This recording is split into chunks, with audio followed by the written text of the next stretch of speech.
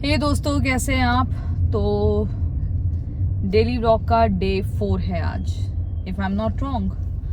सो दोस्तों, उम्मीद करती हूँ कि आपका दिन बहुत अच्छा बीता होगा, है ना। क्योंकि संडे है भाई। संडे मतलब कि वीकेंड, और संडे मतलब कि फन डे। यूजुअली लोग ना संडे का बहुत बेसब्री से इंतज़ार करते हैं कि यार पूरा वीक कब शुरू हो, फिर संडे आए। लेकिन संडे में कोई बहुत बड़ा कई बार हो नहीं पाता है। कई बार मंडे ट्यूसडे वेंसडे में वैसी मस्ती हो जाती है, बट संडे में एकदम लेजी पड़े रहते हैं। वो भी कुछ बड़े होने से कम थोड़ी है ना। बॉडी यार मशीन है। अब मशीन पूरे हफ्ते काम करती है, उसको एक दिन आराम भी चाहिए, है ना। लेकिन आजकल मुझे लग रहा है कि आराम जो है वो भी हमने डिक्शनरी से गायब कर दिया है। सबसे अच्छी बात पता है क्या होती है सैटरडे संडेज की काम करने की? ट्रैफिक नहीं मिलता है। पता नहीं क्यों मुझे, मैं इस बारे में ज़रूर आप लोगों से जिक्र करती हूँ, और आप भी सोचेंगे कि यार ये रोज़ मुझे ट्रैफिक के बारे में क्यों बताती, क्योंकि वो मेरे जीवन की सबसे बड़ी समस्या है यार। एक एक घंटा ट्रैफिक में टाइम वेस्ट होता है, पेट्रोल वेस्ट होता है, सबसे बड़ी बात है ना। अब आगे पता नहीं इलेक्ट्रिक व्हीकल लेना चाहिए नहीं लेना चाहिए, या ये मैंडेटरी हो जाएगा, ये भी एक बड़ा सवाल है और बड़ी समस्या भी है। मैंने मैंने ना बैटरी वाली स्कूटी ली थी जब मैं कौन सी क्लास में थी, मतलब मेरे फादर ने मुझे दिलवाई थी। आई थिंक 9th में, हाँ ठीक है। मैं बता रही हूँ आपको, आज से 2009 की बात बता रही हूँ। Yes, if I am not wrong, है ना। हाँ, तब ली थी मैंने। और मैं बताऊँ आपको, लिटरली मैं इतना परेशान हो जाती थी जगह जगह, मतलब फुल चार्ज घर से हमने करना होता था, क्योंकि तब तो कोई ऐसा नहीं था कि जगह जगह आपको चार्जिंग पॉइंट्स मिलेंगे। हालांकि अभी भी गाड़ी के चार्जिंग पॉइंट्स मुझे हर जगह दिखते नहीं है, इसीलिए ये वाला उदाहरण दे रही हूँ मैं, स्कूटी वाला। तो घर से पूरी रात चार्ज करने के बाद जब सुबह जाते थे, उसका फिक्स्ड था कि 100-150 किलोमीटर के अलावा वो चलेगी नहीं। धीरे धीरे बैटरी उसकी ख़राब होती गई, और कहीं पर भी वो बंद हो जाती थी। फिर जगह जगह बोलते थे लोगों से कि भैया आपकी दुकान में चार्जिंग पॉइंट है क्या, मतलब सॉकेट वगैरह। तो फिर उसमें तार लगा के स्कूटी को मैं चार्ज करती थी। और उसमें क्या ना, बिजली भी बहुत कंज्यूम होती है। सिमिलरली विद दी इलेक्ट्रिक वाली गाड़ी, अब अगर ले तो लो, और सोचो कहीं खुदा ना खास्ता, मतलब होगा खुदा ना खास्ता क्या, मतलब है ही, हर जगह आपको नहीं मिलेंगे चार्जिंग पॉइंट्स, नहीं मिलेंगे।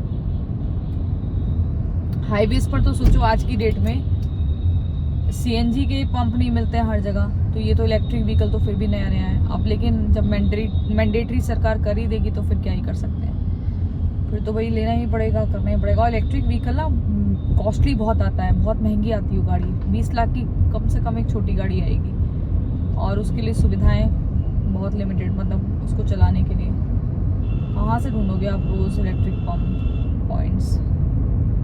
तो यही सब है।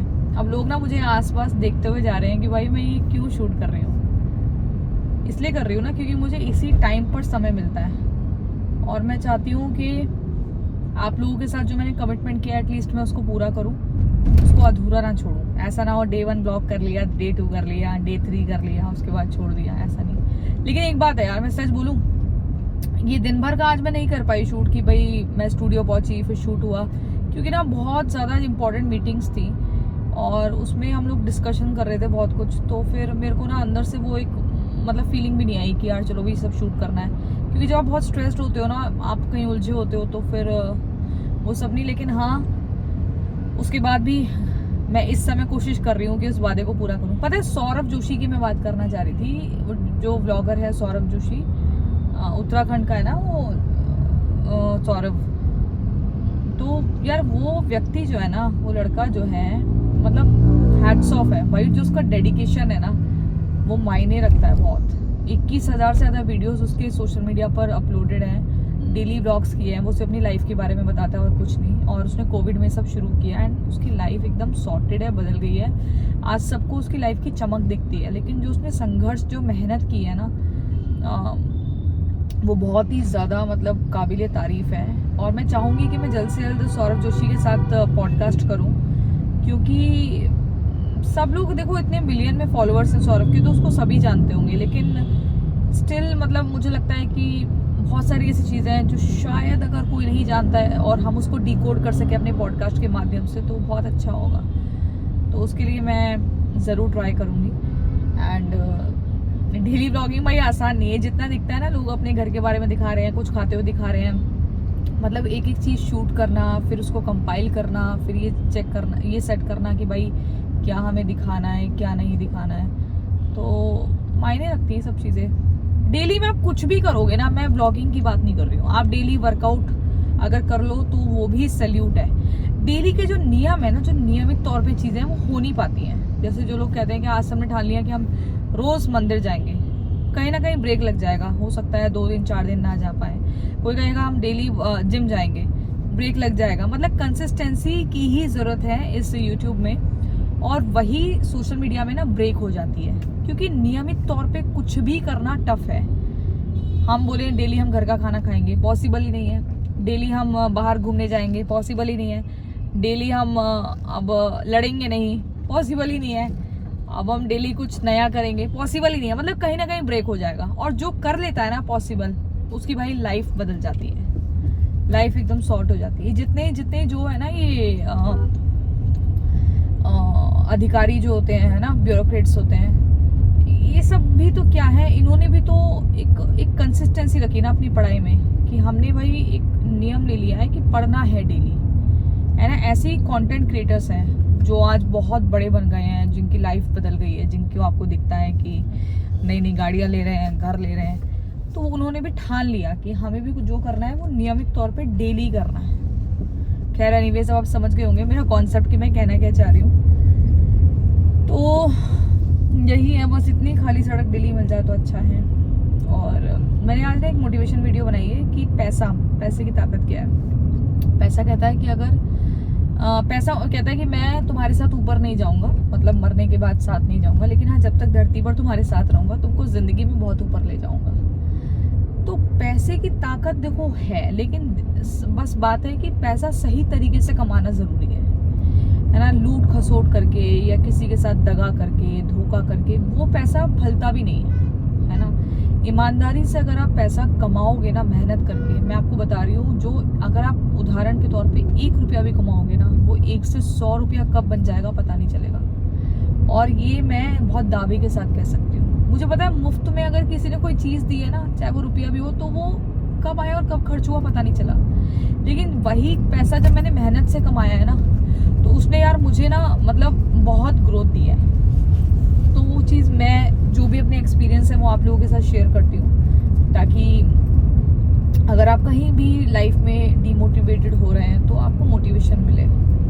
लेकिन खुद पर भरोसा रखना है, मैं ये बार बार कहती हूँ, क्योंकि जो आपकी ताकत है वो बहुत बहुत भाई मजबूत है। मतलब उससे बड़ी ताकत और कुछ नहीं हो सकती। किसी में सहारा मत ढूंढो, खुद दूसरों का सहारा बनो, लेकिन पहले खुद का सहारा बनो, है ना।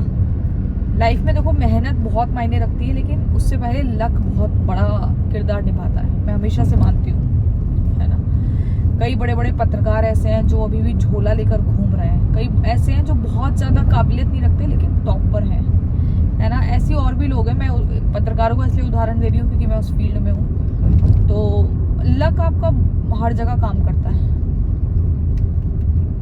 और कुछ चीज़ें प्रारब्ध भी होती हैं। अच्छा, विराट कोहली की एक वीडियो बहुत वायरल हो रही है जिसमें उन्होंने हैंडशेक नहीं किया। तो लोग कह रहे हैं कि ट्रेविस हेड को हैंडशेक नहीं किया, और लोग कह रहे हैं कि प्रेमानंद जी का जो सीख थी वो विराट कोहली ने सीखी नहीं। पर मुझे लगता है कि यार कई बार ना सिचुएशन मौजूदा समय में ऐसी होती है कि आपको ना, आपने बहुत कुछ जीवन में अच्छा सीखा है, अच्छे कर्म किए हैं, लेकिन कई बार कुछ करंट सिचुएशन ऐसी होती है ना जो आपको मजबूर कर देती है कि अपने संस्कारों से इधर थोड़ा बिहेव करने के लिए।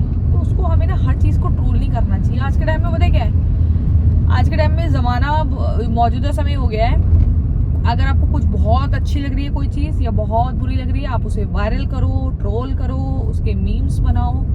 ये चलन चल गया। मुझे समझ नहीं आता ये कब तक चलेगा। ये भी एक बड़ी चीज़ है। मीम्स और ट्रोलिंग का इतना ज़बरदस्त चलन शुरू हो चुका है कि ये समझना मुश्किल है कि आखिर ये चीज़ें कब तक चलेंगी।